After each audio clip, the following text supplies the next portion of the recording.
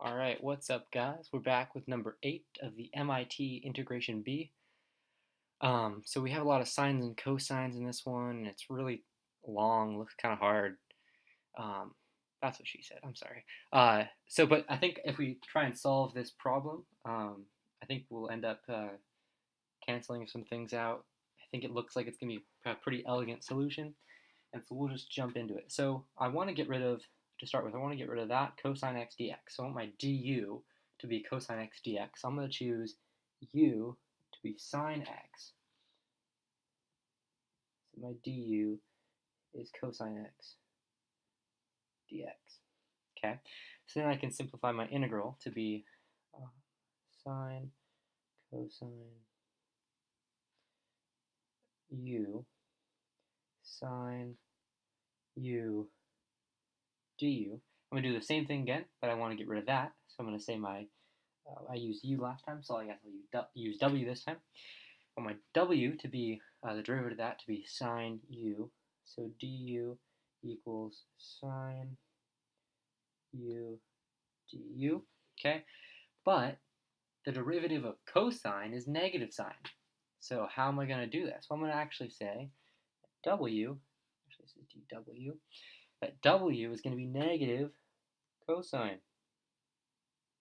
u. So negative, through the derivative of negative cosine u is then a positive sine u du with respect to u. Sweet. So we can rewrite our integral again. Boom. We have sine, and negative cosine then just becomes, we can kind of move that sign over, or the negative sign over, sorry. The positive or negative character, not sine, cosine, but sine as in plus or minus. So negative w, and then dw, because of that all becomes the sine of u du. And we know that our sine rules, the sine of a negative angle is the same as the negative sine of the angle. Okay, and so now we can say, we can kind of take the integral of this. We know that's going to be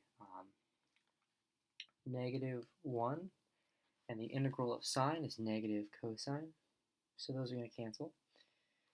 Of w, well, w here is negative cosine w. So that's going to be here, negative cosine w. But w, or negative cosine u, from here, we know that u here is sine of x. I guess there's 3. And so those two cancel out. We also know that negative cosine is the same as positive cosine, because cosine is an even function.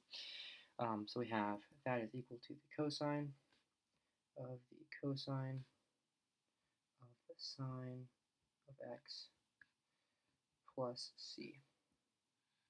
And that's our constant of integration. So the cosine of the sine of x, and that is our final answer. I think that was pretty elegant, the way that kind of nested and worked out. And I think the cool trick here is that we know that the sine of negative theta, negative w here, is equal to negative sine of that angle. And we also know that if you have a cosine, because cosine starts at 1, so if you're looking at it on a graph and you have kind of maybe 1 is here, the cosine function will do this, right? So if it's the negative is the same as the positive if it's here versus here. So that's the same deal. So we know we can make that negative into a positive and not worry about it.